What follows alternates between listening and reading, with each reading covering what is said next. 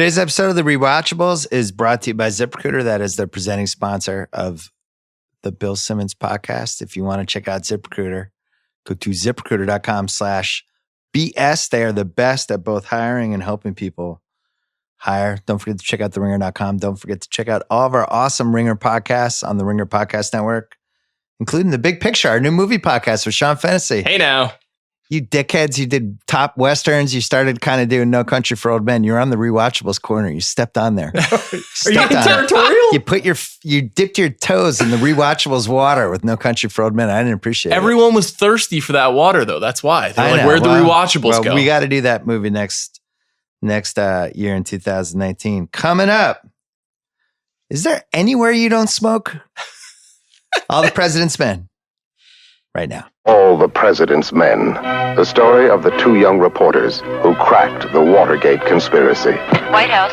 Howard Hunt, please. They stumbled into leads. Certainly it comes as no surprise to you that Howard was with the CIA.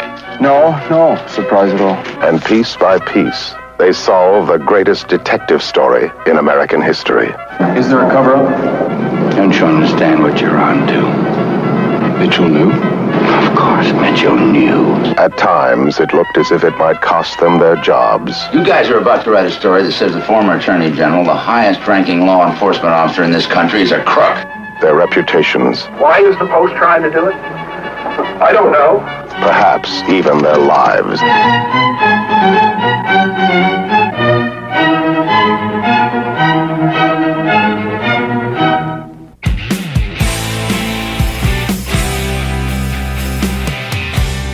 All right, the Rewatchables is back. Special edition. We're coming back with a full slate for 2019 that I've planned out and not shared with either of these two guys. Yep. But we're going to come back a couple more times in 2018. There's some good anniversaries coming up. This one we want to do, it's election week. We had the election. Taping this on a Wednesday. The election was yesterday. Kind of a political vibe, a little bit of a conspiracy vibe. It seemed like the perfect time to do the oldest movie we have done on the Rewatchables. Oh, is that right? Yeah. I think this came out before Jaws. Right? It's right around the same time, Is right? Jaws 75 or 76? I think Jaws is 75. Oh, crap. Second oldest one. All right. Jaws is 1975. One of the top two oldest movies we've ever done. This is a fascinating movie because not only has it not gone away, it's actually gained steam. And I've become convinced that the cable movie channels are showing it over and over again ever since Trump got elected as some sort of FU to some degree. But let's start here. Everyone has a Watergate phase who does this for a living. Mine was right after college. I read every book. I watched all the President's Men over and over again. I just completely dove headfirst into the whole thing. It's one of the greats. It's one of the great deep dives you can do.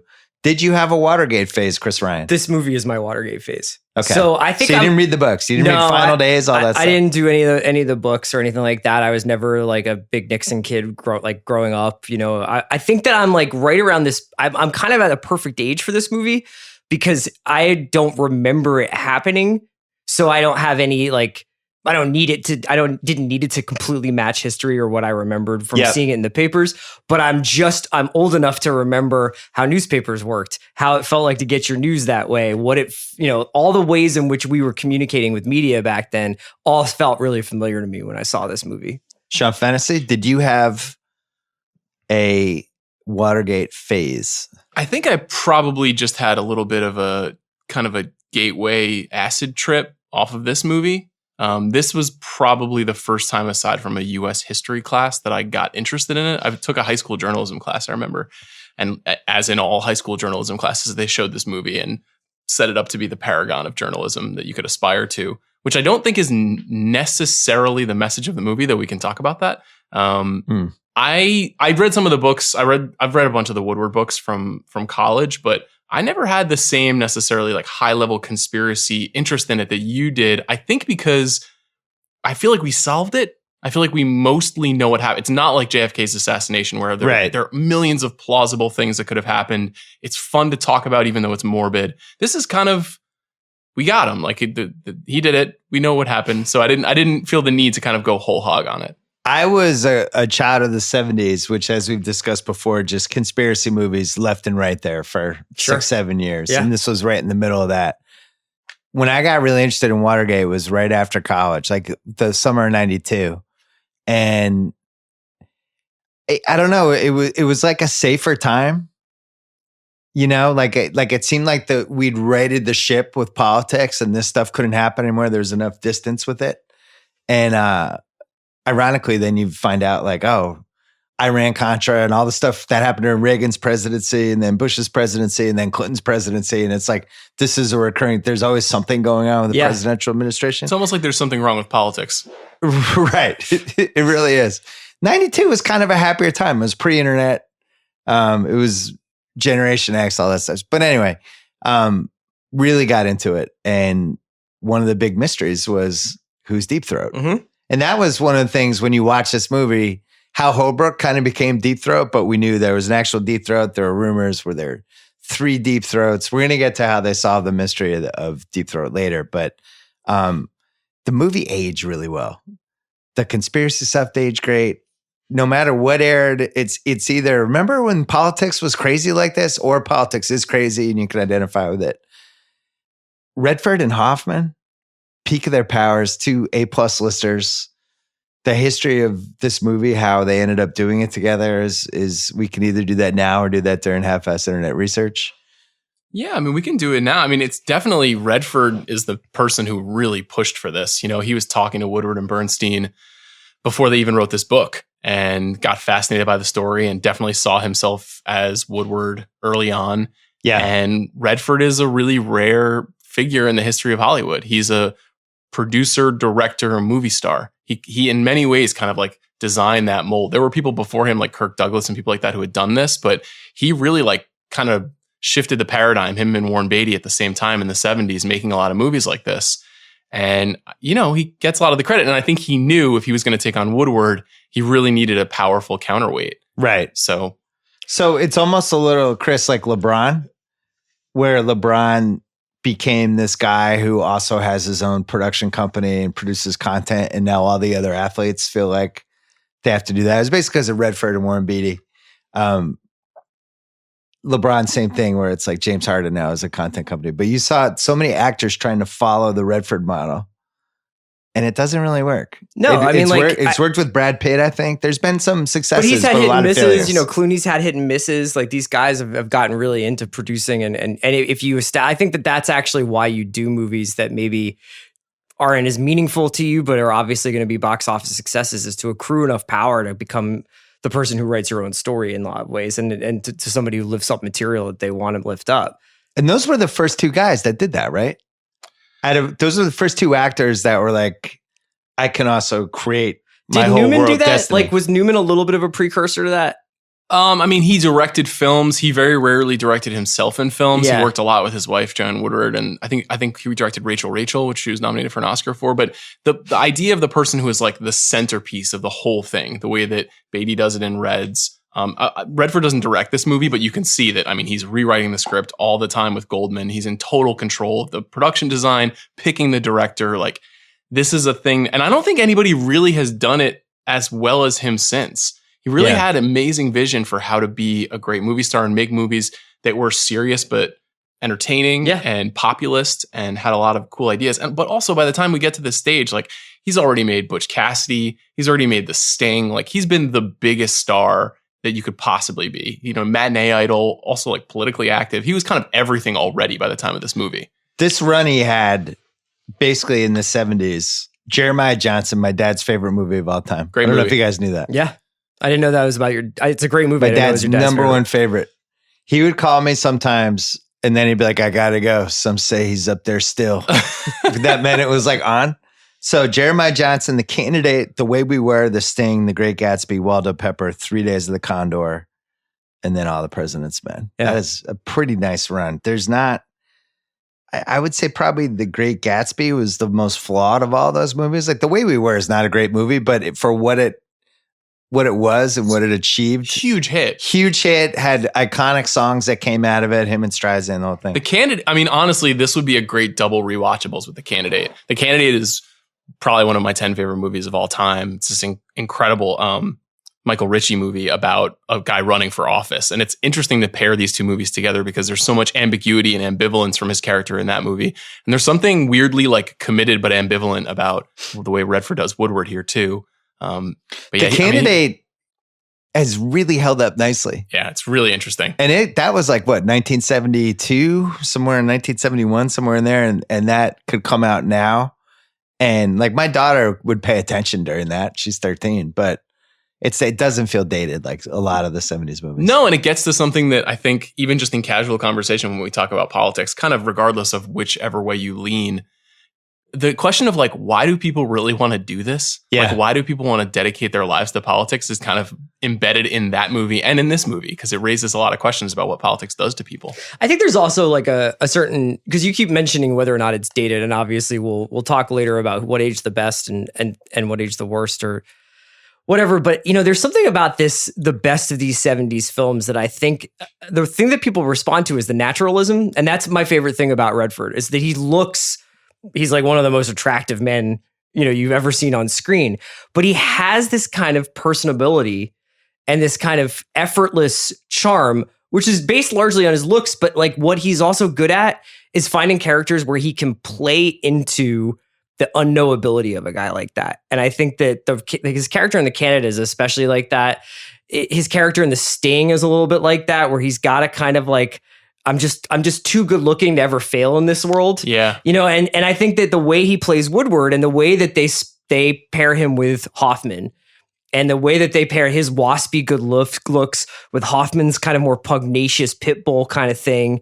And it's a fascinating thing off screen too, to think about their careers. And Hoffman's obviously a way more talented actor than Robert Redford, just on like a bare bones level. You look at Hoffman's run from 74 to 79, it's like, it's about as good as you can do in movies. Yeah. You know what I mean? But Redford was a much bigger star than him at the time of this movie. Yeah. Redford, you know, he basically had 3 moves as an actor for characters. It was either like I'm so fucking handsome Redford, like Electric Horseman, which is a really weird movie. Yeah, it is a weird movie. It's basically, he's just a handsome guy who's but he does on a ranch, and that's the whole character. But he has that. He has like the kind of wide-eyed, idealistic, but secretly tough Redford. That's The Sting. Yeah. And it's kind of this movie to some degree. And then he's got kind of the enigmatic, mysterious Redford, which like Roy Hobbs in The Natural, where you're just like, what is this guy? He's very quiet. I got to figure him out. And those were his 3 moves. And he just vacillated between those 3. Like Brad Pitt always gets compared to him. Mm-hmm. I think Brad Pitt's a much better actor than Redford was in this sense. Like he would play characters. And we always used to say he was like the best looking character actor of all time. Well, it's like Brad Pitt's Redford almost aware of that actor. legacy. Like Brad Pitt is constantly trying to make himself uglier or dumber or have tics or do all these things to his characters to almost like deface himself. To deface the mural that he is, and Redford never did that. There's Redford no was always Redford like character actor where he's like missing a tooth. Yeah, he's like, this is the money maker. Yeah. He did different things. I mean, his challenges were often physical challenges. Like he did All Is Lost a few years ago, where he was alone on a boat, and that was the like whole movie. 70 at that point. But Jeremiah Johnson is like a survivalist story. He never did things where he was doing like a weird accent or he had to wear a wig. He looks damn good in Jeremiah Johnson. He does, and that was the thing I was going to say about this role in All the President's Men. He does something that is unique.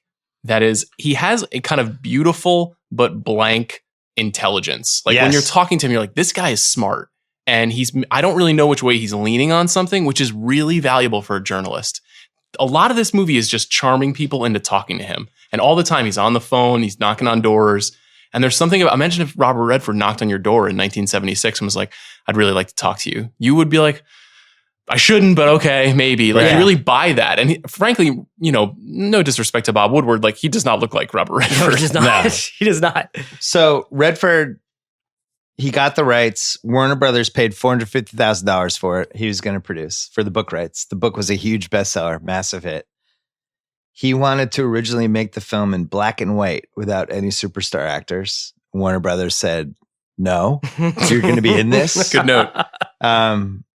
You're going to be in the movie. And at that point, obviously, he should play Woodward. He's much closer. He's not going to play Carl Bernstein. So then the question was, well, he can't be with another actor who is a huge name and the other guy's a nobody. So ends up with Hoffman. And at that point, I don't know what the power rankings were in 1976, but Redford and Hoffman were two of the top 5. Yeah. Pacino's in there. I think Hoffman. De Niro's not De Niro yet. Right. Pacino is up there. De Niro wasn't De Niro yet. Newman is Too old. Newman's too old, but is still Also, one Newman of and the Redford, A-listers. by this point, haven't they been paired a couple of times? Twice. When Newman is always playing his like older kind of I was just trying to think of who the A-listers were. Like Newman and Brando are around. Nicholson doesn't. James Caan doesn't make sense. Nicholson as Carl Bernstein, although he ended up playing him, I guess, in Heartburn.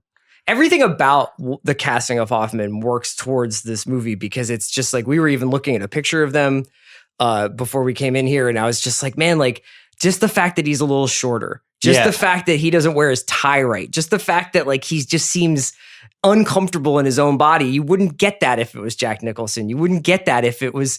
Yeah, Al Pacino might have a little bit of that, but Al Pacino has like a soulfulness that's almost like intimidating, I think, in certain ways. And he's in a friggin' Godfather. So it's like, I don't know. There's something like it could only have been Hoffman in a lot of ways. Yeah, Hoffman was a frumpy, chain-smoking ladies' man, which was Carl Bernstein. Mm-hmm. Carl Bernstein was like, man, ladies couldn't resist him. And you're like, really? Carl Bernstein? Like you see the pictures. You know who was the author of that myth? Carl Bernstein. Yeah. And Nora Ephron to some degree. Sure. Who he was married Nora to. Ephron's like, he cheated on me all the time and we had to get divorced. So I think there's probably a couple of counter examples of people who could have played these roles. Like I think you could credibly say this movie could star Harrison Ford and Richard Dreyfuss. Like that could happen. Okay. Is it a better movie? Probably not. But there were, because one of the interesting things was we always talk about this, the kinds of guys who could be stars in the 70s were very different from the way it is now, where everybody's Chris Pine and Hemsworth and all that stuff. You could be Roy Scheider and be famous. You could be Roy Scheider. Yeah. You know, you could be James Caan. You could be Robert Duvall. Yeah. You could be Gene I actually Hackman. I had a perfect one that I think could have been better than Redford. Jeff Bridges. It's like the perfect Jeff Bridges point. Yep. He's done Thunderbolt and Lightfoot. It's right after Last Hasn't Picture been Show. in King Kong yet. Yep. He's young. I could have bought him as Woodward. Redford's perfect, but I think Woodward was 29 when this was all happening. Yeah. When the story started breaking, and Bridges probably was about that age. I think Redford's a little older. Yeah. Bridges and Dreyfuss, the movie's not as good as having two of the best actors the last 50 years, but so it got nominated for 8 Oscars. William Goldman, the man, friend of the Ringer, won his second Oscar for best screenplay. Jason Robards won. We're going to get to him. Let's hold that Jason Robards thought.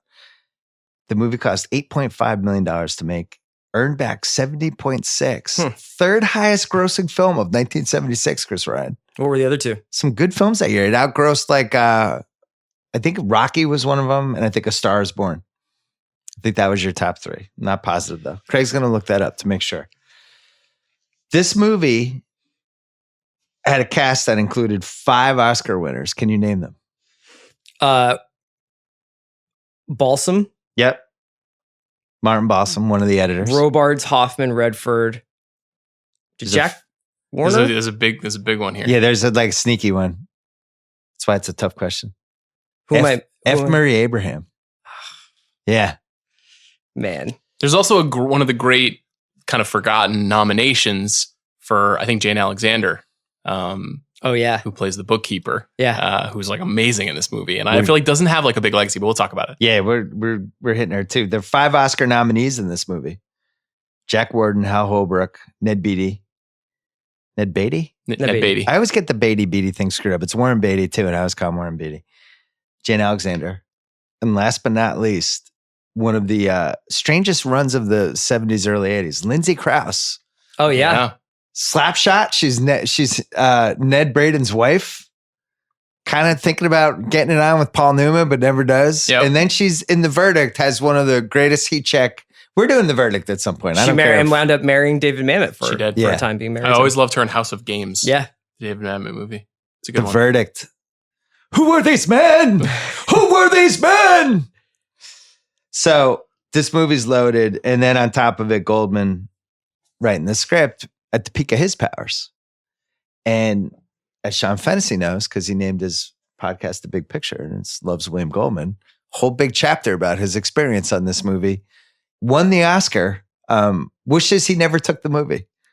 was just so miserable, and it never ended because I guess we could just talk about this now. Redford did this really weird revisionist history thing 5 years ago where he basically said they threw away Goldman's script, and him and the director, one of your favorites, Sean, Alan Pakula, they rewrote it in a hotel room and then does this documentary too, and basically reimagines this whole history, which was clearly a fuck you to Goldman for this chapter in Adventures of the Screen Trade, which ended up being one of the great movie books of all time. And Redford was clearly still pissed about that chapter and tried to stick it to him, all debunked by somebody who did this whole paper about, hey, actually, Goldman has all these annotated screenplays with timestamps, and I went through all of these, and actually he did write this.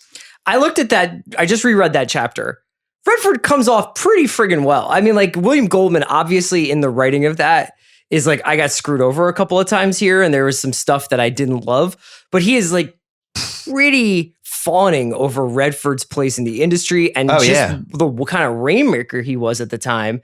So it's kind of, it's an interesting, like, this happens too, you know, I mean, like Matt Damon was like very critical of like Tony Gilroy's contributions to the Bourne movies. That was a bit of revisionist history, I think. I mean, who's to say what that was, but I think Tony Gilroy made an enormous contribution to those movies. So it happens all the time, but it's a stunning thing to have happen for Goldman, who everybody seems to respect so much. And if you read all the stuff he wrote, all those books, which I think we've all read countless times, he really revered the whole model of the movie star through, like, as a Redford type. Just he writes about that over and over in these books. It's a theme that happens again and again. Clint Eastwood, he's writing about all the time. Sidney Poitier, he's always writing about these people. Stop trying to create movie stars. Movie stars are movie stars, you know, when you see it. And then, like, why certain people who are movie stars stop being movie stars. Like, he has a whole chapter about Richard Gere in the 80s. So secretly influential on, like, everything we do with The Ringer. The way that we talk about stuff is so much secretly. Of it is, he's probably the biggest writer influence I've ever had. Like, just the way he thought about things, and especially, like, Wait Till Next Year, the sports book he did, which was like the first time I'd ever read anyone writing from the fans' perspective. But he was always questioning, why do movies work this way? Why do people think they know something? Why is Richard Gere a movie star again with Pretty Woman? Well, let's go through his last 8 movies. He just made bad choices. He was always a movie star. He never stopped. But Redford, he loved that type of movie star where it's just like, put that fucking dude on a 60-foot screen.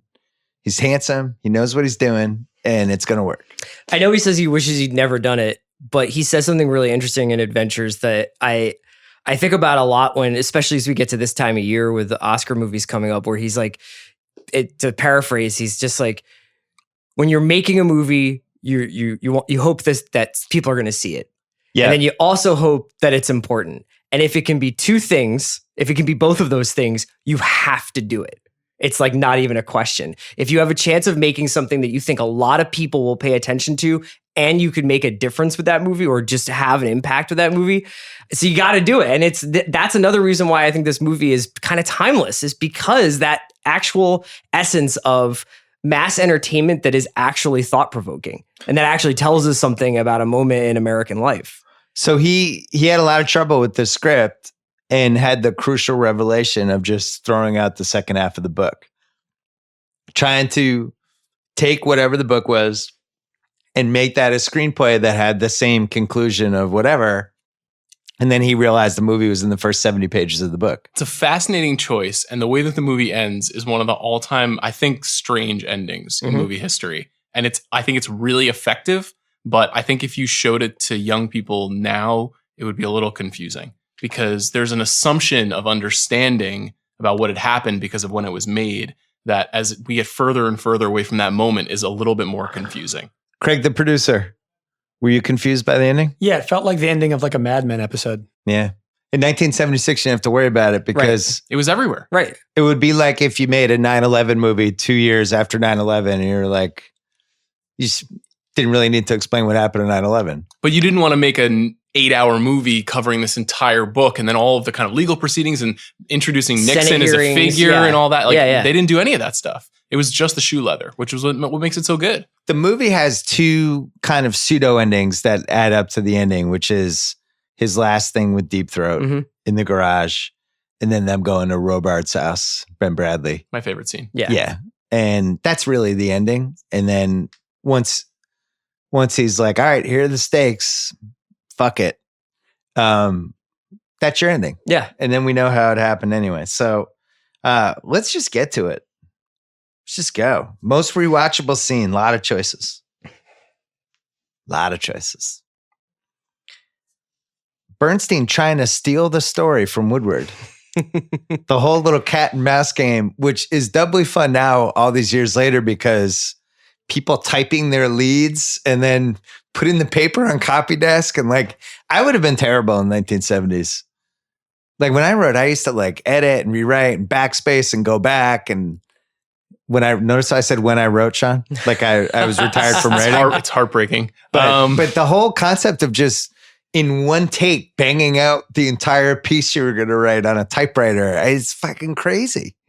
There was a certain skill level to being a great newspaper writer. Not a newspaper reporter, but a newspaper writer. Yeah, but there are certain things that are still the same, though. It's like writers are competitive whack jobs who are like angling for like, what can I get out of this? Can I build off of something that someone else has started? How do I get credit for this? It's just like, there are certain things that like working in that environment creates. It also creates this insane sense of teamwork and collaboration, which is also the drug of it. You know what I mean? They're both the light and dark sides of working in that collaborative process that's so intoxicating. That scene is great. And I like scenes where it's clearly like, even in the script, the writer was like, I'm going to put these two guys in a nice heat check position here. I love when Woodward says, no, your version is better, but I don't like the way that you did it. Right. Yeah. I think mine's better, but you go ahead and read it. If you think yours is better, we'll give yours to the desk.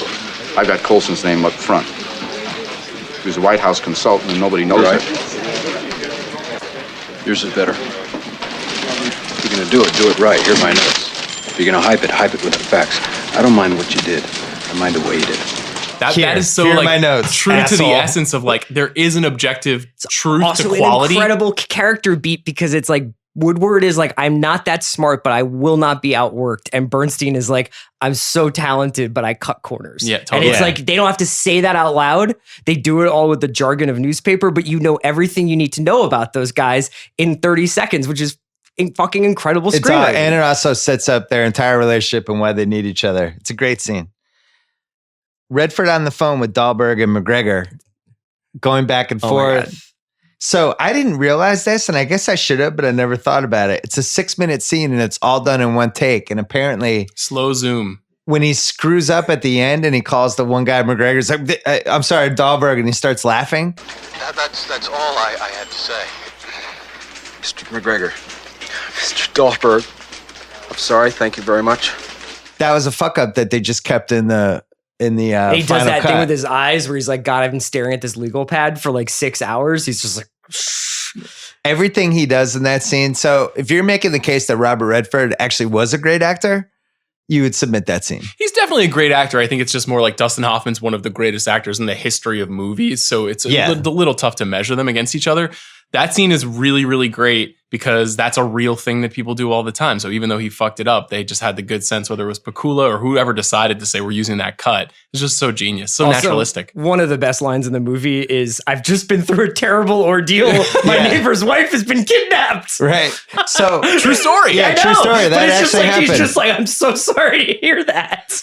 Also, the ability of Woodward to just jot down these notes and recollect all these beats from a phone call, it kind of shows how it could go wrong in the wrong hands with the press. Yeah, I mean, we could talk about this whenever we want, but like, I will watch this movie once a year just for the ephemera of journalism, all the accoutrement that are in there. I grew up, my dad worked at a newspaper for 30 years. He works at the Philadelphia Inquirer. I would go down there. I know how like the newspapers would smell as they were coming off the press, and it would just like permeate the hallways. But and we can talk about the production design, but it was just like legal pads and felt tip pens everywhere.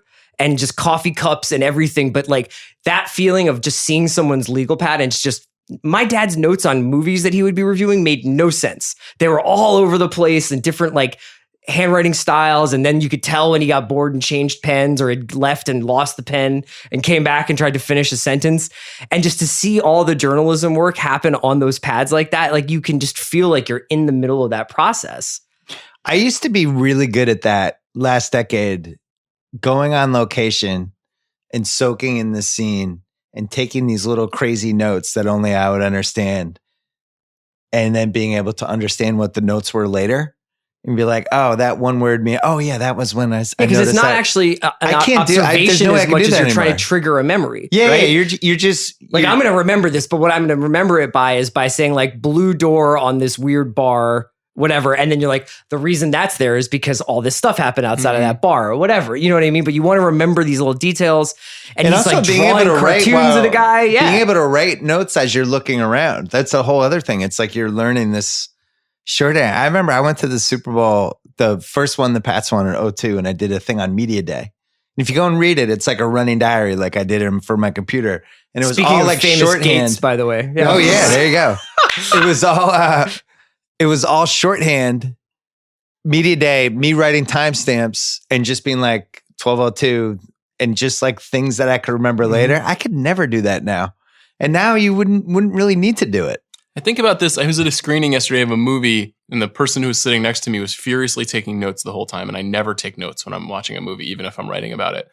And I think in some ways that's bad, and in some ways it's good, because it's good in the way that like you're absorbing it fully, you're locked in, you're letting yourself remember it. I do have a very good memory. I've always had a very good memory, so that's not a problem for me. Maybe as I get a little bit older, I will struggle with that. But holler when you turn 40. I'm sure I will have some bouts of forgetfulness. But there's something about not just the way that those guys kind of do their craft, but the way that they act as people, the way that they're kind of like charming people and then getting tough with people, and the way that they ask a pointed question and then they pull back.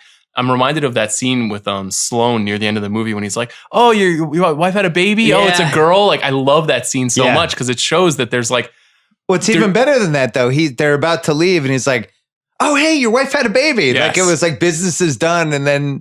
We can be humans again. It was like he was talking to the baker at the fucking bakery. Hoffman's flirting with various people where he's just like, she's like, oh, my friends told me about you. He's like, what did they say? What did they say? And he's playing a part. He's doing like this seduction. Well, I think that's why one of the reasons why the three of us love this movie so much is because, and we did this, I think 3 years ago when Spotlight came out. Mm-hmm.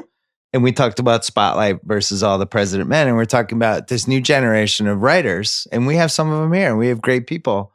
But a lot of them weren't out there reporting for years and years and learn the nuances of. So we try to send people out, especially our younger people, just be like, go to the Lakers locker room and just go and try to talk to people and make connections. But that's what the 70s were. The 70s were all about working people for sources and working people for information and going to courtrooms for 8 hours, not knowing if anything was even going to happen. That's the genius setup of the movie, right? Yeah. From walking into that courtroom. Yeah. I mean, the scene, this would never happen now, but the scene, the famous wide shot of them at the Library of Congress, when they're just going through all these cards for hours and hours and hours. And then now you just freaking Google it, right? Yeah. We wouldn't have to do that. All right. 4 more rewatchable scenes. So we have Hoffman trying to steal the story, Redford on the phone with Dahlberger and McGregor, Robards buying in for the first time. Run that, baby. And then he goes to the elevator. He does a little Fred Flintstone skip. Fucking love that. I love Robards. We're saving that. The Jane Alexander coffee scene. Oh, yeah. Just great Hoffman. Good stuff. Just drinking great scene. So much coffee that Jane Alexander not trusting him. And he's got all these notes on like napkins and matchbooks pouring out of him. The way he sneaks into her house. Hi, I'm Carl Bernstein of the Washington Post, and I just want to ask you a couple of questions. Well, you don't want me. You want my sister. It's for you. It's Carl Bernstein. Oh my God, he's the guy from the Post. Could I just borrow one of your cigarettes there? Sure. You've really got to go. Sure. Could I just get a match? Where he's like, can I just get in? And the sister's like, hey, do you want coffee? He's like, I'd love some coffee. And then Jane Alexander's rolled the eyes.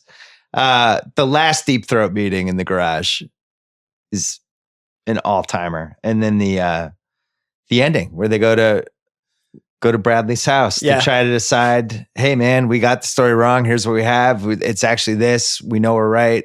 Deep Throat confirmed. And Robards does a little speech. So what is the most rewatchable scene? Can I nominate one more? Yeah. Okay, so again, Robards. It's the first time he edits the story. And he comes over and he sits down and puts his feet up. Red pen. There's this master shot where you see it's like Warden, Hoffman, and Redford, and Robards. And Robards has got like these, even though it's Ben Bradley, kind of like really worn in loafers that like the soles of the loafers are actually worn in. You can see. And you're like, God damn it. That's like such an amazing piece of like costume design just to make sure like this guy doesn't have a new pair of shoes every week. Like, let's make sure, even though it's Ben Bradley. And he starts going through it with a red pen. And he's sitting there with his feet up. And Woodward is like so eager to please. And Bernstein's coming out of his skin because he's like, God damn it, this is a good story. And he's just like, I don't care. You don't have it yet. And the way that they all communicate through body language, like, and even Warden's kind of like, I need Ben to like this, but I also want like trying to stand up for these guys. Like, you just learn so much about the journalism business. Like, even if you've never met anybody who's written a story for a newspaper, if you watch that scene, you're like, oh, I understand. These guys have to eat shit all the time. And there's this thing with a red pen where they're just crossing out paragraphs of their work. I love that scene so much. I watch it all the time. So Goldman spent months at the Washington Post studying these guys and how they became very fascinated with not just Bradley, but I think there was another editor who I think is the one Jack Warden plays. It's the one Martin Balsam plays, Howard Simmons. Simons, yeah. He was the managing editor of the Post at the time. And Goldman said he was so good and so funny in the meetings that the first script that he did, he tried to basically, and it just didn't seem real. It was like, nobody can be this good and this funny in the room constantly. It almost seems like a Hollywood bit. And they had to like tone that guy back. And then apparently he got pissed off about it when he saw the final cut. Yes, Simons was really disappointed because he was a huge figure in shaping the story along with Bradley. And he was the one who was the advocate reportedly before Bradley came on board. And, Ben Bradley is this like literally iconic figure in the history of American journalism. It's like extraordinarily charismatic, smart, friends with the Kennedys, friends with Lyndon B. Johnson. For anybody who saw The Post, you saw Tom Hanks play him. Like, so it's obvious that he, and Robards is a great actor, so he gets a big spotlight. But apparently, newspapers are like any other place. It's like it's 100 people working on something. You know? There's so many people involved in the making. It's like when they make the movie about the Colangelo story, and Chris just you have Chris cut out. You talk as if I haven't already started. The Fennessey part is just blown up. The best part about that scene, though, or the most instructive part about that scene, is at the very end, Robards is like, stick it somewhere inside, which is the biggest part about journalism at that time, was that it wasn't just this fire hose that was going 24 hours a day where you had to win the minute, or you could just be like, screw it, I'm ready, this is going out. It was like a competition to change 5 or 6 people's minds at your job that your thing needed to be basically on the front page. Because if you get stuck somewhere inside, only news junkies are getting that far into a newspaper, pretty much. Like I would watch my dad, he worked at the newspaper, and he would kind of flip. He would read the front page, flip a little bit, and then that section would get tossed aside. And it's like, can you imagine just like that feeling of being like, we argue about placement on a website, but you can basically flatten that so that everything is everything. Any good story is going to get found. Yeah. When I was at the Herald, the back page of the Herald was like the prime real estate. Right. And I remember the first time I got on there, and I had this story about where I got the whole back page was the story about homeschooled high school kids. And one of them was suing whatever town they lived because they wanted to play for the high school team. And the high school team's like, fuck you, you don't go here. And ends up in this lawsuit. They put the whole thing on the back page. I was like, this is like the biggest moment of my career. Yeah. I'm on the back page of the Herald. Like, I bought 10 copies, but that doesn't matter anymore. I think we've had that. I mean, like when you would see, like if you had the lead review in The Voice, remember, like that was incredible, like an incredible feeling. Yeah. It's amazing how ephemeral it is. Yeah, I know. Like, because this movie is totally about the rush and the scoop and the energy and the momentum that you get from these incredible things. And for the most part in our lives, we look back on them and they're like, that was kind of frivolous. In this case, it's the most meaningful story ever told in a newspaper, probably. I had one time when it still I still get fired up about it now. Like the second or third time I wrote for Page 2, remember they had all those famous people on there?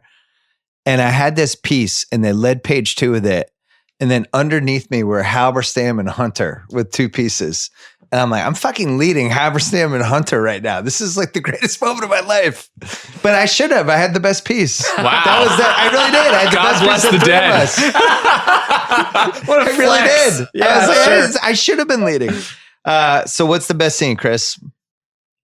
Man.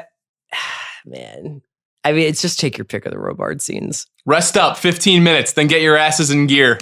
Yeah, it's the last one. It's the last ending? Yeah. Gotta be. You guys are probably pretty tired, right? Well, you should be. Go on home. Get a nice hot bath. Rest up 15 minutes. Then get your asses back in gear. We're under a lot of pressure, and you put us there. Nothing's riding on this except the First Amendment of the Constitution, freedom of the press, and maybe the future of the country. Not that any of that matters. But if you guys fuck up again, I'm going to get mad.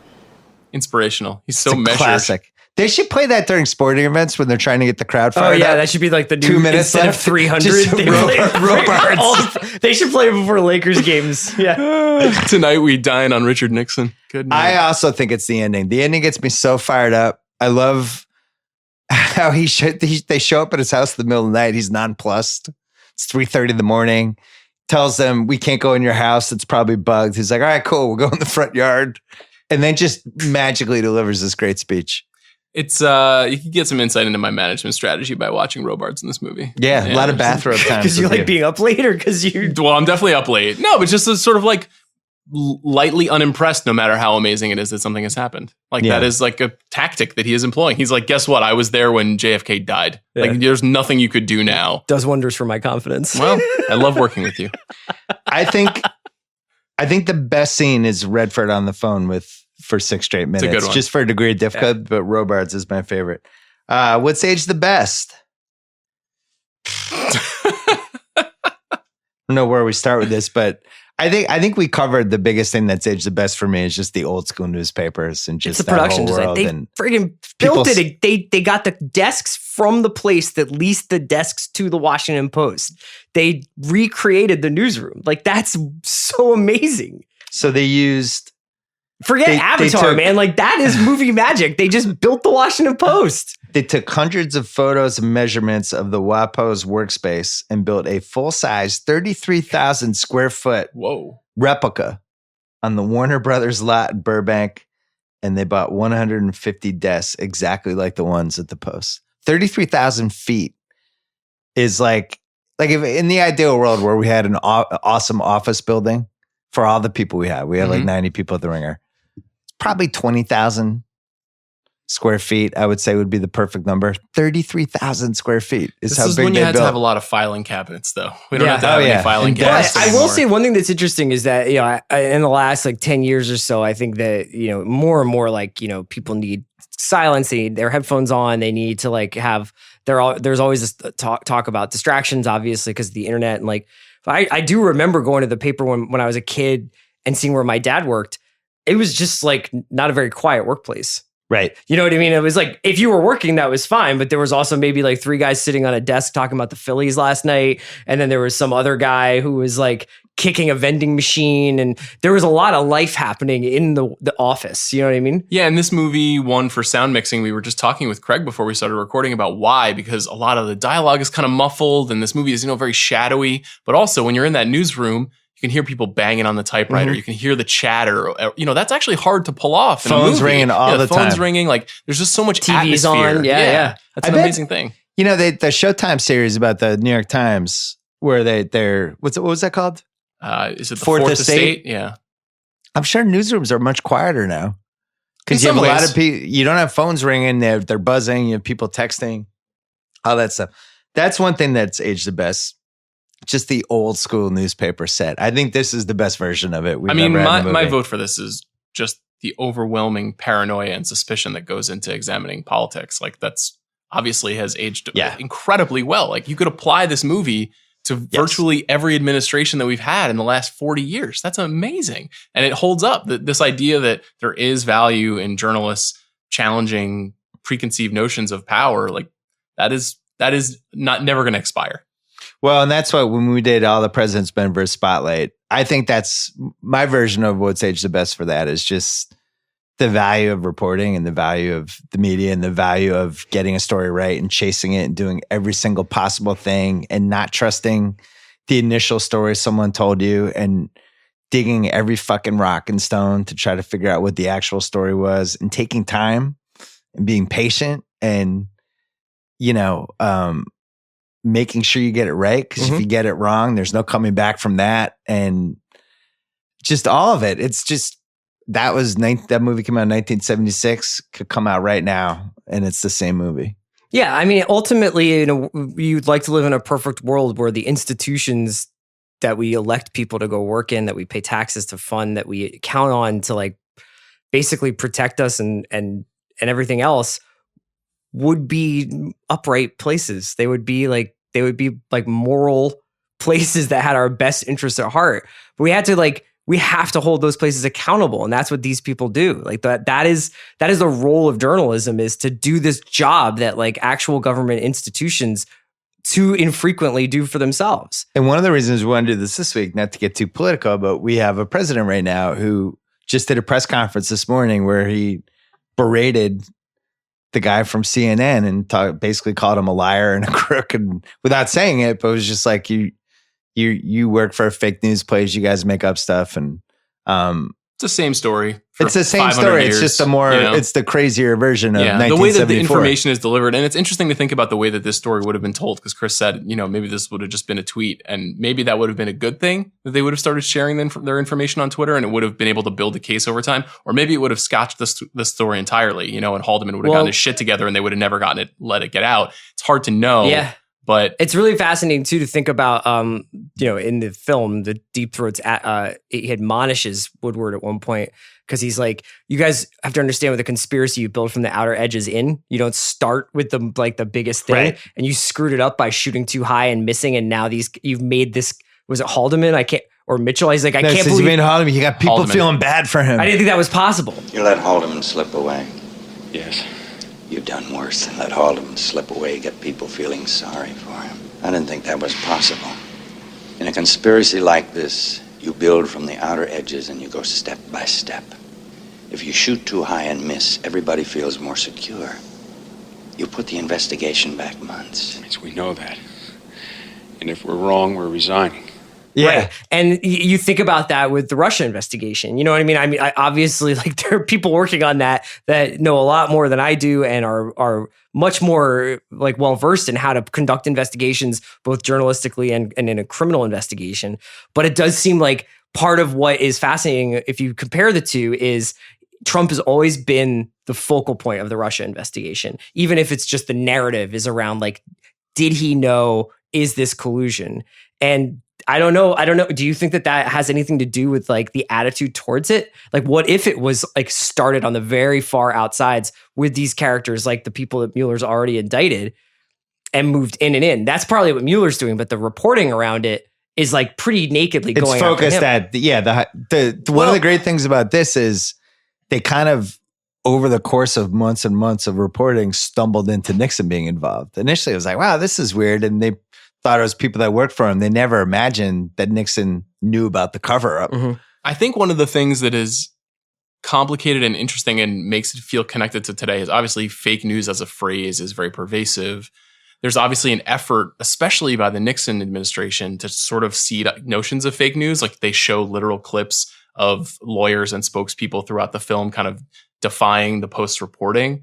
And you do get this sense from Redford and Hoffman's characters that at times they're like, shit, did we get it wrong? And what does that mean if we got it wrong? And this real vulnerability and anxiety that comes from taking a swing like this, that is pretty rare. A lot of time we just think of these sort of valorizing journalist movies as they have their capes on and they go in and they expose corruption and then everything is solved. But there's a moment in the movie about an hour and a half in where they're like, shit, we didn't do this right. Well, that's also screwed. The whole denial moment where it's if its story is wrong, hang up, and he doesn't hang up. And then they use that as confirmation.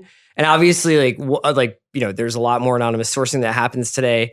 and I think for very good reason. But it's fascinating to see the different techniques that they were using back then, and techniques that were considered like pretty out there then that are probably like would go by like, oh yeah, for sure, you do that, like that's fine.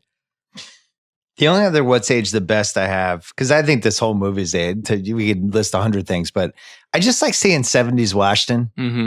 This movie does a really good job of making Washington a character in the movie. We talk about that sometimes in the Rewatchable when the actual city or location feels like one of the actors in the movie. In Washington, they use the monument, and we should probably say Gordon Willis's name here. Yeah, the Prince of Darkness, one of the greatest cinematographers ever. Shot The Godfather, shot other movies with Pakula too. I think he did. Did he do the Parallax View as well? So, yeah. And he makes this movie.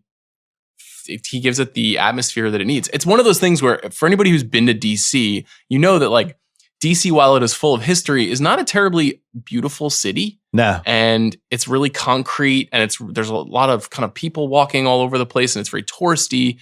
And movies like this make you think it's different than it actually is. You know, it has like this really powerful filmic quality. DC will have certain spots where you do feel like you're in a movie.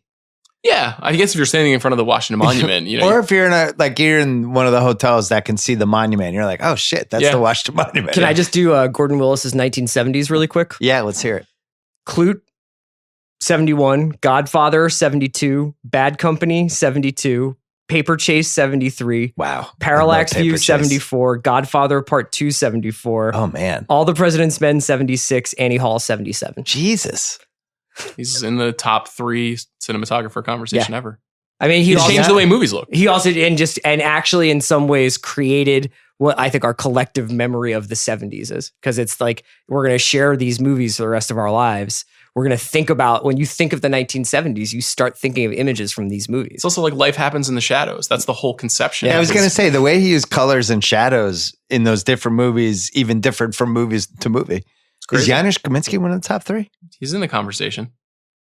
Not as Parent at the my later school. period. Deacons. Yeah. Deacons. What's aged the worst? Not a lot. I love this movie. The diversity in the newsroom is just like in the current 2018 lens. It's like they have those meetings of like, all right, what do we got in this? And it's just white dudes. But that's what the 70s were like. You know what's interesting too is a lot of people in this movie are old. Yeah. A lot of people in this movie are in their 50s or their 60s. You know, obviously Woodward and Bernstein are these young buck reporters, but everybody who's in charge has been doing this for a long time. Yeah. And it's not as much that way in the media anymore. The media has gotten a lot younger in the last 20 years. You know how old Jack Warden was when he made this movie? How old? There's no answer because he was never born. He's been 58 for 100 years. Jack Warden was born 58 in the year 1624. He was bald with a mustache on the day of his birth. Jack Warden could be alive right now, and I might believe it. Yeah.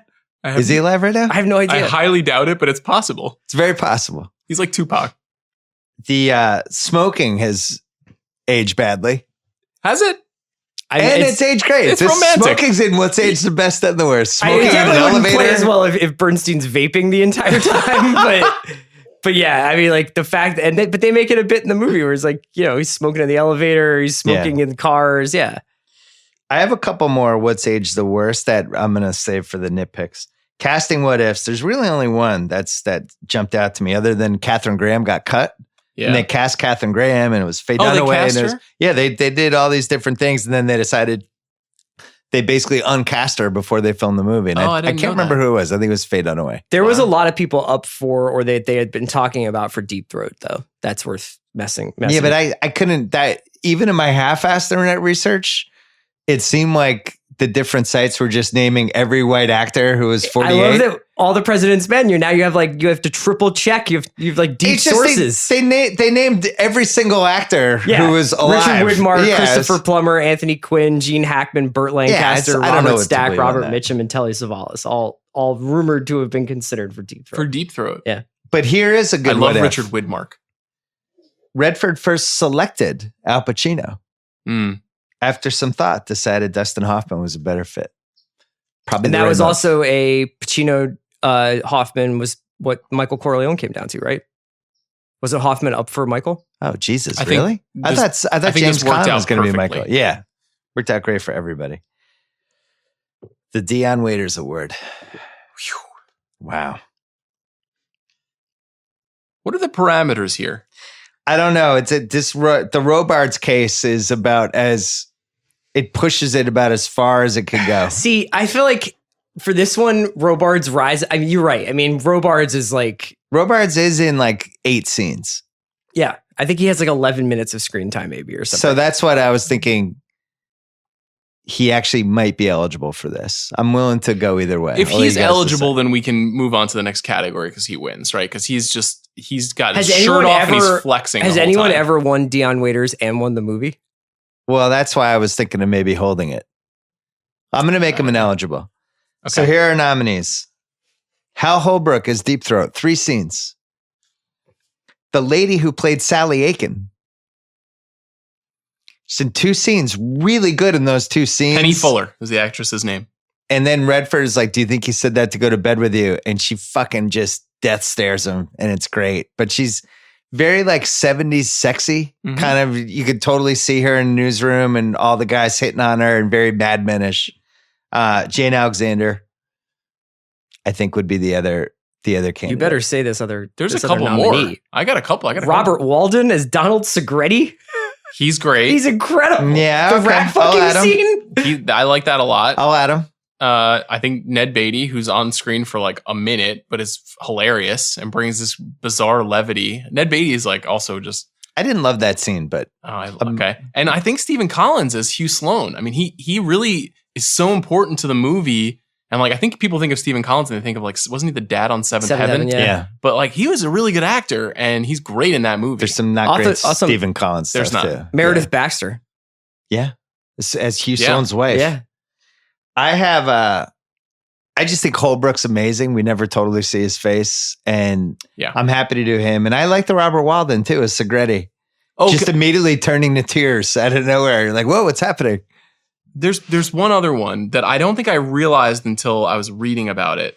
But Dominic Chianese is Eugenio Martinez. Yeah. And he of course was Uncle Junior on The Sopranos. Yeah. But like you barely even recognize him. I just like that as a role. I just like that Segretti's like the 1970s version of James O'Keefe. You know what I mean? Like he's just like the dirty trickster guy.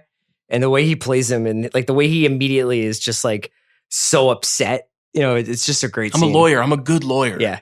And I'm never going to practice. I'm going to be It's funny with Holbrook. Woodward really pushed for Holbrook, apparently. They showed him like whatever the final list was. And then as it turns out, he looked a lot like Mark Felt, which should have been a warning sign. And it was information. You know, we did have the information that Woodward was really passionate about how much he thought Holbrook was the perfect guy. That could have helped us solve Deep Throat. Did Redford know Deep Throat's identity? I know. I think just Woodward did. Okay. Part of my big 1992 thing was trying to figure out who Deep Throat was, and I was convinced it was Al Haig. But now looking back, it's like, of course it was Mark Felt. Like he was like number 2 or number 3 at the FBI, but he was disgruntled, and God, how did we not know? It was almost too easy. Yeah. Did you guys check out Mark Felt, the man who took down the White House, starring Liam Neeson last year? I mean, who are you talking to? Of course I did. What'd you think of that one? It's slow. It's not good. A little slow. Liam Neeson was like horribly miscast. That was the big issue with it. Yeah. I almost would have gone with nobody. Who's our Dion Waiters winner? I'm going with Holbrook. It's got to be Holbrook. It's Holbrook. Yeah. Okay. Joey Pants Award. There's too many to count. And for most of our audience, they probably don't know who any of these people are. But Martin Balsam, Robert Walden, Stephen Collins. Collins is really like the seventh of the guy. Robert Walden, on the other hand, was in a lot of stuff, most famously Lou Grant. Yeah. Mm-hmm. But I know he's Robert Walden. I'm not sure a lot of people do. I feel like Martin Balsam's the winner here. I think Martin Balsam's been in a million things, and only people like us would know what his name is. So he's my winner. Yeah. I mean, he's in Psycho. He's in 12 Angry Men. Like, he's been in iconic American films. If you're under 50, though. Who's this podcast for? I don't know. I thought this was for the over 50 crowd. I don't know who it's for. That's why I'm talking about Gordon Willis. So who's the Joey Pants Award winner? Who's the ultimate that guy in this movie? Some people would say Jack Warden. What about Lindsay Krause? Great. Done. Okay, Lindsay Krause. Lindsay Krause. That gal. Who are these men? A couple half-assed internet research things. Goldman told this story in the chapter of the book where Bernstein and his then girlfriend Nora Ephron decided to take a crack at script and basically were trying to fuck him on it. And he did a draft, Woodward showed it to them. Then he was going to go work on rewrites. And parallel to that, but unbeknownst to him, Bernstein and Nora Ephron wrote another version of it that included, according to Goldman, more like sort of factual inaccuracies, maybe that even Goldman's script had, or at least blew out the flourishes. Bernstein character. Yeah, and blew out the Bernstein character. And I think that was it the Florida, like sneaking into the office The Florida part? scene they kept. Yeah. Which is the only like completely made up scene in the whole movie. Yeah. Yeah. I mean, there's a very famous quote from Woodward where he said, I don't know what the 6 worst things in my life that I've done are, but this is definitely one of them. And he said Being that to involved Goldman, in. you know, just like letting Bernstein and Ephron do that. And, it's obviously so cockamamie that they let him do it. It's like William Goldman then had already won an Oscar and was the guy who wrote Butch Cassidy. Like he was In the 76 guy. alone, he has All the President's Men come out and Marathon Man based on his, it's just. He was also the only screenwriter anybody even knew. Right. Yeah. He made like 5 times as much money as any other screenwriter. Maybe Robert Towne, but that was probably it back then. Yeah. They were kind of neck and neck at that time. Yeah. One great Goldman thing did not go to the 1970s Oscars when he won. Because of the Knicks. Oh, because of the Knicks. Wow. Yeah. Are you impressed by that? Of course. I mean, it was like Knicks finals or semifinals and just was like, I'm not going to the, like people didn't care about the Oscars as much back then. It was like they mailed you the award, but he's in the 76 one and it's on YouTube along with like every other Oscars speech, which is one of the great rabbit hole deep dives. He didn't go to the one where he won for Butch. He did not. Because he was watching the Knicks because they were so good that year. He was at MSG, I think, for that game. I think it was the same day. I mean, he's also like one of the reasons I look up to him is because he's the emblematic Knicks fan. I was thinking about this listening to Dan Flores on your podcast. It's just like there's a certain kind of guy who is obsessed with the team, has his own set of complaints about the team, is like 25% unrealistic about. Right. But like senses history and glory from 73 and can't get that out of his head. Yeah. And those guys are so perfect for that. That's amazing that he didn't go to the 70 Goldman still goes to the games. Oscars. Also worth mentioning with the Bernstein Ephron as an epilogue, like then she winds up making Heartburn. Yes. In which Jack Nicholson plays Carl Bernstein. Yes. Goldman's seats were right where the Carmelo, Marty Collins, Nuggets Knicks fight was. Remember that? I do remember it. It's It was not like a great Goldman almost got moment in taken history. out. He almost got taken out by Oh, that no. fight. So this was a good one. One of my favorite half-assed internet nuggets I've found. Jason Robards during the film had decided it was important for Ben Bradlee to always be in the newsroom. So his presence would always be felt in the film.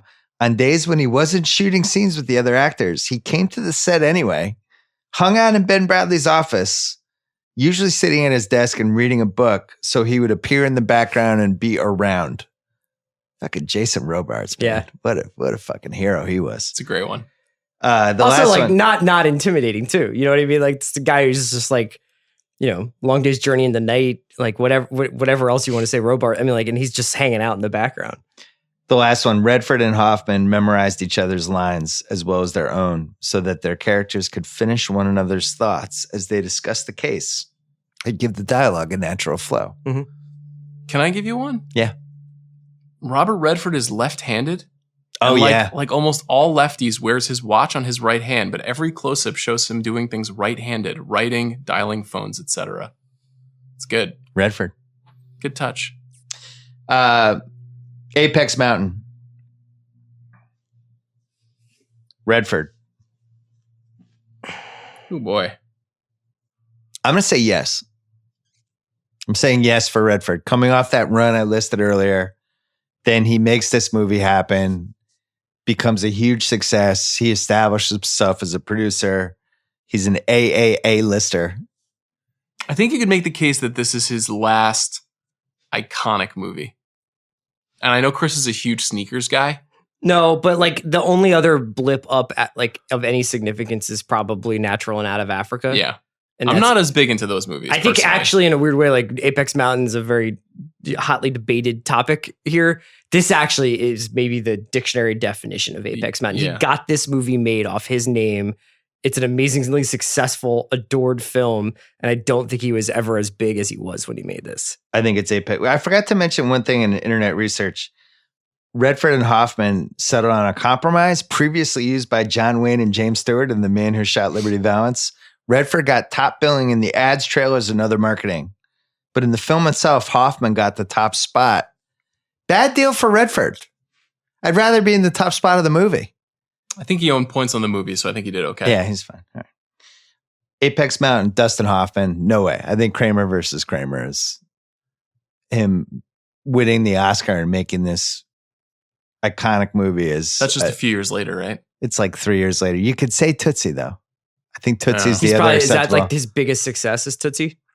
Tootie's like really one of the only times he played Dustin Hoffman, basically. Yeah. Where it was like the likability of whatever likability he had as a person kind of came out in Tootsie the best. Kramer versus Kramer, I mean, that's in my top 10. You know, Dustin Hoffman only made 4 movies in the 80s. Yeah, he did something It was weird. like Dick The 80s Tracy. were weird. Him and Pacino, neither of them did a lot. Was Hook the 80s or 90s? No, Tootsie, Ishtar, Rain Man, and Family Business. Weird. Oh, Family Business. Remember that? Yeah. Rain Man, though, bought him a lot of steaks.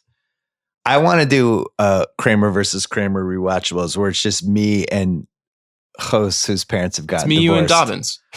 Just do the Yeah. divorced. It's coming up on the 20th anniversary And or Mal. 40th anniversary, I think. Yeah. Well, Mal will be a wreck the whole time. Yeah, the COD pod. That'll be great. Apex Mountain, Robards, not even a question. And then, I don't know, man. There's like so Oh. many Robards moments. Like Robards is the king of Iceman Cometh. Like Robards doing Iceman Cometh on Broadway, he's considered the greatest iteration. I don't know. What are some other amazing Robards moments? No. Parenthood. Come on. Parenthood. Stop. This is also is it his first or his second Oscar? Because he won in this category, I think, So 2 he years in a wins- row. He won for it Julia, Julia? the next year. Yeah. The Where only he guy plays who ever Dashiell- went supporting He plays back. Dashiell Hammett and Julia. Yeah. That's Only right. guy who ever went back to back in the supporting category. Can I share you a little tidbit? Yeah. I think Mahershala Ali is about to challenge this. He wouldn't be back to back. It would be twice in 3 years, but I think there's a strong chance that happens again. Yeah, for you're him. recommending the Green Book at 9-1. Yeah, I like it. So that's it for Apex Mountain. I don't think anyone. I think this might have been Watergate's Apex Mountain. Alan Pakula? You're. I'll let you take that one. I don't have his IMDb in front of me. I mean, Alan Pakula also with an incredible 1970s. Yeah, let's hear this. Clute, Mm. The Parallax View, All the President's Men, Comes a Horseman, also with Jason Robards, and Starting Over, which you talked about with Wesley Love a few Starting months Over. ago. Yeah. And then the 80s is a little up and down. He has Sophie's Choice, but he also has like Dream Lover. So Then in yes. the 90s, he gets bounced back and he does Presumed Innocent, Consenting Adults, The Pelican Brief, and The Devil's Own, Ooh. which is a pretty good run for a guy in his 60s. God, it's such a thin, the margins there are so thin between Alan Pakula and Coppola, or Alan Pakula and Scorsese. Like those guys who are all are in and around that same mix. Philip Kaufman's another one that's really interesting from right around that time, doing the right stuff. Yeah. And like winds up kind of like not ever really like capturing that again. These guys just didn't have publicists who were as good. They weren't larger than life personalities the way that people like Coppola were, but they made great movies that are totally remembered to this day. But Yeah. Alan Pakula does not have like a big vision, even though like the Russo brothers will say that a Captain America movie is completely influenced Sure. by the Parallax Or View. like watching Homecoming, like Adam Naiman wrote about on the site. Like you can just see Pakula all over that show now. I think this is his apex. I agree. And you could make the case for Goldman. Butch is obviously the biggest success and he got paid and it was a huge, massive hit. But a lot of writers can have the one hit movie. He ended up having a career and this is the culmination where he's got this and Marathon Man. He's working with the biggest stars in Hollywood. He's making shitloads of money. He wins an Oscar. I would personally vote for this. I agree with you. Would this movie have been better with Danny Trejo, Steve Buscemi, or Michael K. Williams? Buscemi would be unbelievable. Yeah. I think Buscemi could have played Donald Segretti. He could have been that's what I Donald was Segretti. thinking, Yeah. He's Yeah. a great Segretti. Yeah. Which made me wonder, was Robert Walden the Steve Buscemi of his time? The Saul Rubinek, you stabbed me in the heart! For overacting, I really only the FBI agent jumped out at me after the 338th viewing. The guy who Hoffman's trying to get information of. He's a little hot-headed for no reason and just wasn't impressed by his acting at all. What about this is not an applicable movie. There's like really no overacting going on. I think in you this. can make the case that Jack Warden is like overcooking it a little bit. He's like Heaven Can Wait Jack Warden for some reason. A little bit. He's like, because he's operating at a vocal frequency that is different from everybody else in the movie. Everybody's either whispering or talking in this very mannered, calm tone. And Jack Warden's like, we got to give these guys a chance. Yeah. Like really loudly and aggressively. He's just doing like ethnic New Yorker guy, but. Maybe like honorable mention to the guy who's trying to sell Ben Bradley like a comic strip that morning when he's like, Ben, you know what's the biggest thing? Weather reports for people who were drunk yesterday. Like, It's like that. Yeah, I'm going with the FBI agent. Okay. I'm Jack Warden though. I got to rethink that more. It's not that he's bad. He's just like in kind of a different movie. And Jason Robards is cool as ice, and he keeps yelling at Jason Robards. Picking nits. The only real picking nit I have for this is the count to 10 scene, which I don't know if that happened in real life or not, but I don't know. Are you really going to screw that up? Look, I won't say anything about Haldeman, not ever. I understand that we wouldn't want you to do that. We know it's against the law for you to say anything. If there's some way you could warn us to hold on the story, we'd appreciate it. I'd really like to help you, but I can't. Look, I'm going to count to 10, all right? If there's any reason we should hold on the story, hang up the phone before I get to 10. If the story's all right, you'll just be on the phone after I get to 10, all right? Hang up, right? That's right. You got it? Yeah. We're straight. All right, I'm going to start counting. Okay? You give the guy complicated instructions, and then he thinks the complete opposite thing. And that one never sat right with me. It felt a little too. I actually think movie cutie. It's the Florida office scene is the thing that jumps out, knowing that it didn't happen. Yeah, that kind of trickery was not really what they do for the rest of the movie. Where he's like, "I'm going to call from a different room and trick this secretary, and then sneak in," you know? Yeah. And also him just being like, "Oh, you got me. You got in here. Like, I'll allow it. Let's have an interview, and I'll show you a bunch of records." Best quote, is there anywhere you don't smoke? Run that baby. Follow the money. Get out the notebook. There's more. Your lives are in danger. You've done worse than let Haldeman slip away. You've got people feeling sorry for him. I didn't think that was possible. And then nothing's riding on this except for the First Amendment to the Constitution, freedom of the press, and maybe the future of the country. Not that any of that matters, but if you guys fuck up again, I'm going to get mad. I think follow the money became the iconic quote from this There's movie. a couple other quotes, though. All right, give me a couple more. Call Ben Bradley and tell him, fuck you. Yeah. The way he tells that story about Lyndon Johnson and J. Edgar Hoover. And he's just, the way he just delivers that line so flat. Call Ben Bradley and tell him, fuck you. Also, you're both paranoid. She's afraid of John Mitchell and you're afraid of Walter Cronkite. Yeah, I mean, we mentioned this one earlier. If you're going to do it right. If you're going to hype it with the facts. I don't mind what you did. I mind the way you did it. That's probably my favorite. There's too many best quotes to count. Probably unanswerable questions. So this should have gone in picking nits. I'll just do it here. There's a flaw in this movie in the sense that the New York Times was way more involved in the Watergate coverage than this movie led on. And I think, I don't know what category this goes in, but one of the problems with this movie, we've talked about it with JFK, where people watch JFK and they think that's what happened with the JFK assassination. And sometimes these movies that lay out, it's based on a true story, and they can take liberties. The biggest problem with this movie is that the New York Times, they were competing with them. And the New York Times had some scoops and got some things. It wasn't just Woodward and Burstyn. For a long time. Yeah. I mean, they were leading the story for a minute. And the movie kind of not only like elides that, but kind of denies it. It kind of says like no one cares about this. Yeah, it made it sound like, which is not true. There's that Bradley part where he's just like, when did we get? What's the line? It's like, when did we get the inside track on all this knowledge? Kind of like, shouldn't there be other reporters on this if it's such a big deal? Yeah, I think the Post, the movie that came out last year, does a pretty good job of setting the scene here, because you sense there literally is a scene that happens inside the New York Times office, and you sense the level of competition happening between them. And it really tells that story, I think, a lot more accurately. But that's okay.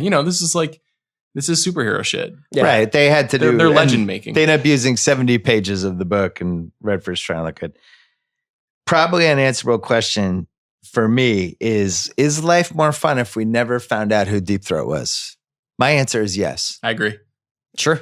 Absolutely. It's kind of sad that it was Mark Felt and he finally came out just because his health was declining and he wanted to set up his family. And the but whole your story kind of obsession bummed me with out. this speaks to why that was never going to be the case. You know what I Yeah. mean? Like just the fact that a guy like you is obsessed with Watergate and doing your own theories. I mean, this was always going to come out. I still and wasn't think it there was Al always Haig. like it's going to Fuck Mark happen Felt. when like they'll tell us when this person passes away? Wasn't that like going to be the case for a while? Yeah. That was what Woodward had always Yeah. said. When he died, he would share it. But yeah, I mean, you know, in the kind of abstract, we're making a podcast kind of way, it's more fun if we never find out. But in the real way, it's like they clearly were trying to, you know, take care of his family and like get some proceeds from the life rights and everything that was going to happen afterwards. So to make a bad Liam Neeson movie. Yeah. It did solve the question of a lot of people did feel like Woodward just took 3 different sources and made up the whole Deep Throat thing completely, which, you know, considering he's covered a lot of things over the years, it's nice to know that he wasn't full of shit with Deep Throat. Yeah, I mean, it's interesting that he was. I mean, I feel like that book is already forgotten. But 3 months ago, we were talking again about like Woodward did it again. He went inside of an administration and he wrote a book about exposing all of the insanity happening inside this administration. I mean, he's literally written like 19 books, and all of them are about how, with the exception of John Belushi's book, they're all about how politicians are not to be trusted. You know, he's still like insanely sourced. And then the other one for me for unanswerable questions probably is, did this lay the blueprint for the Russians? Because basically the whole pig fucking campaign and them doing what they did to the Republicans, doing what they did to Muskie and McGovern, and then culminated in Watergate. And it was basically just trying to sabotage the other party's campaign, doing whatever means necessary. And now in 2016, it's so easy to do that with online. The Russians figured it out. Right, fucking predates Watergate. I agree. And I think it also got really sophisticated in the 80s and 90s. A lot of this stuff is kind of ticky-tack bullshit, like breaking into the DNC is just kind of nonsense. But stuff that started to happen in later years, which may or may not be depicted in the movie Vice coming out on Christmas, I think is much more, was like sort of the modern era of this stuff. And then maybe some of our international friends or enemies observed some of that stuff. Last category is who won the movie, but we never talked about Jane Alexander, so let's do it now. Okay. Just very quickly. She's just great in this movie, and it's the kind of part that she's also really good in Kramer versus Kramer. It's this part, the quiet, thoughtful friend that you start talking to them and you trust them instinctively and you just want to start telling them stuff, or they're saying a lot of stuff with their eyes and their posture. Yeah. And she was just a really good actress. And I remember there was a really weird HBO show, I think it was called Tell Me You Love Me, that my wife watched, about all these people who yeah, Adam Scott was on that. Adam Scott was on it. All these people who had like weird sex issues with their relationship, and they went to this therapist, Jane Alexander. And at that point, she was like 65. And in that show, she just gets naked and has sex with her husband in the show. And it was like, Jesus, Jane Alexander still bringing it the same way she did in the 70s, where we got to the moment where you made us uncomfortable by making a sexual reference. No. But that's not why I brought it up. There's no sex in this movie. I didn't know, like, how is Bill going to bring up Bill did it again. Person's erection? I'm bringing this home.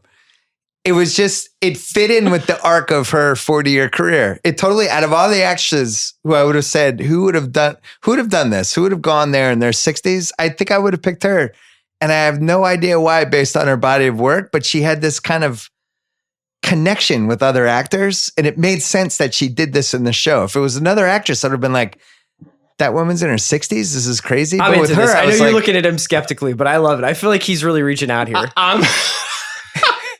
I'm having one of those moments where, and this is not uncommon with you, Bill, I completely understand exactly what you're saying and 100% agree, but I'm also fully mortified by what you're talking about. Yeah. And it's the family of Jane Alexander. It is just so unique to so many of your ideas. But like what you're saying makes complete sense. It's Totally. like, as an actress, she has this unique empathy and vulnerability, and it's what makes her performance in this movie good, because you're like, man, she's just not afraid to look a way that would make other people uncomfortable, right? Yes. And that's exactly what you're saying. As a 60-year-old woman, she was not afraid to take her clothes off and be on camera, which is an incredible thing to do as an actor. However, my point is, this is so weird. She was committed to the craft. Yes, you're right. You're 100% And a lot of right. the choices she made, she was actually one of those actors where you go, why isn't she a bigger deal? She's totally forgotten, which is weird. I mean, she is a great actress. I don't know enough about her, but who's that actor that Chris loves? Tom Cruise? No, not Tommy Lee Jones, Scott Glenn. Oh, Scott. She's kind of the Scott Glenn of the 70s, 80s. Not sure why she wasn't a bigger Would deal. Training Day be better if Jane Alexander played Scott Glenn's role? When will Scott Glenn have sex on screen again to bring us all full circle? She should have had sex with Scott Glenn, and That then would've been good. everything would have worked. Yeah. All right, who won the movie? The candidates are Redford, Hoffman, or Robards. I'm going Robards. I'm going Robards as well. What I think about America, guys? Did Well, America, win? you could say America. That one, the jury's still out. Yeah, it's true. This Robards performance, which we saved for last year because I think we all knew he won the movie, actually makes me wonder why I know he had The Iceman Cometh, like he's won 2 Oscars, obviously had a good career, but also feels like it should have been even a bigger career than it was. I mean, he's one of the great stage actors. Yeah. I wish he had been in more movies, I guess, because stage acting comes and goes. Well, we talk about Jack Warden and Martin Balsam, and Jason Robards is also a guy who I think the second half of his life treated his persona very well. Like he's a really great older guy. You know what I mean? That's As true. an angry young man, he was great, but like once he started to grow into these roles like Julia, like All the President's Men. I mean, he famously gives this incredible performance in Magnolia when he's actually sort of dying. Yeah. You know, that Paul Thomas Anderson movie. I think that's a great point, though, that he was great as a guy in his 50s. There's also just like something with him. And I think that there's a lot of actors from the 70s that have stuff like this. He's just got that built-in hangdog expression that gives and the cigarettes in his lungs. Yeah, like, they it just feels very gives 70s. characters so much personality right off jump because you're like, oh, look at this guy with his like, he's just sad face automatically. It's always just like a sad face. The Ben Bradley documentary, which I highly recommend. Yes. Does a really good job of capturing how important Robards was for the Ben Bradley mystique. Because he won the movie at the time. And he's so good in the movie as Ben Bradley that Ben Bradley became a bigger deal and became a much bigger star. And they were kind of tied. They became friends. And it's one of my favorite under 15 minutes of total screen time performances ever. I mean, I can't imagine who else could have been Brad. It really had to be him. He's perfect for it. I mean, there are a couple of other really great Robards performances, like Melvin and Howard. He was also nominated for an Oscar in that. We mentioned Magnolia. He was in a couple of Sam Peckinpah movies. He's in Pat Garrett and Billy the Kid. He's in Cable. He's the Hogue, Ballad of But he was Cable like in Hogue. Brewster's Millions. Yeah. You know, like he just had a really strange career, and I don't totally understand it. There's some complicated stuff about him. My wife is a huge Lauren Bacall fan, and she read Lauren they Bacall's had a bad biography, and they were married, and they had Yeah. a very, very rocky relationship after Yeah. Bogart died. And he was like a real tough guy. He was a World War II hero. He was really decorated in the Navy, and he just was he was a tough, old school, hard drinking, hard smoking, hard acting kind of figure. And like that, all Hard that to believe he's not age- alive. What's that? Hard to believe he's not alive. Yeah. The 70s chewed up a lot of those guys. Totally. And that's part of what makes Magnolia so good too, because he's like, you can feel that he's lived that life. Yeah. I mean, I'm trying to even in my mind now to like recast this movie with modern actors. And I just don't know that like there's anybody who has the gravitas, especially in that age that Robards was when he played him. There's not a lot of like famous 50 or 60-year-old actors, you know? Yeah, those guys are like George Clooney now. Yeah. I was thinking Clooney, like the modern version of this movie. The problem is that if you see and by George the way, it would be Clooney- a really interesting George Clooney part Yeah, I think it would work, but he would have to Too have like suave. a beard, or he'd have to be like 15 pounds to be heavier. beat up. Yeah. He'd have to be like more like Syriana George Clooney. Like Mm-hmm. it would just have. You can't have George Clooney from the Nespresso commercial be like, I'm Ben Bradley. I just walked in here like looking like James Bond. you I know? mean, Hanks did it, and it's okay. I know you're not a big fan of it. I didn't Bill. love it. Robards, she's great. I just love every scene he's in. Yeah. And I think the most interesting thing, and then we'll go on this, is just like he's in a movie with two of the biggest stars of the last 50 years, and he feels like the biggest star. It's like in if there was a scene. third guy in Heat that was better than De Niro and Pacino. Yeah, that's it's if Trejo was the there best is part guys of Henry Heat. Rollins. That's his name. it would be like it would William be like, Fichtner and Henry Rollins. Ew. It would be like if Mike Miller blew LeBron and Wade out of the screen for every Heat game for 3 years. It just doesn't make sense, but he really does feel like the biggest star. It's true. So there you go. All the President's Men. It's a classic. It is timelier than ever. If you get into the deep dive on this, I would recommend the book. I would recommend The Final Days, which was the sequel with the last days of Nixon's presidency. And the Ben Bradley documentary is really great. I would not recommend the documentary that Redford did in 2013. Yeah, All the President's Men Revisited. Which was basically like, I'm just going to grab as much credit as possible. I did not like that it did Would that. you recommend like the John Dean and Haldeman books and all that stuff? No, you really need... The Haldeman book's pretty good, actually. Okay. Yeah, but those things, it's like they're just spinning their version of the story. But anyway, Chris Ryan, Sean Fennessey, thank you. Don't forget to check out theringer.com, the Ringer Podcast Network, our new movie podcast, The Big Picture, hosted by Sean Fennessey. Chris Ryan pops on there. I popped on there 2 weeks ago. What about The Watch? Shout out to The Watch. And The Watch, well, people know about The Watch. The Watch is an established pop culture franchise. Yeah, we're like the Washington we got Post. The Watch, we got The Big Picture, we got I'm like The Nation. Jam Session on Channel 33.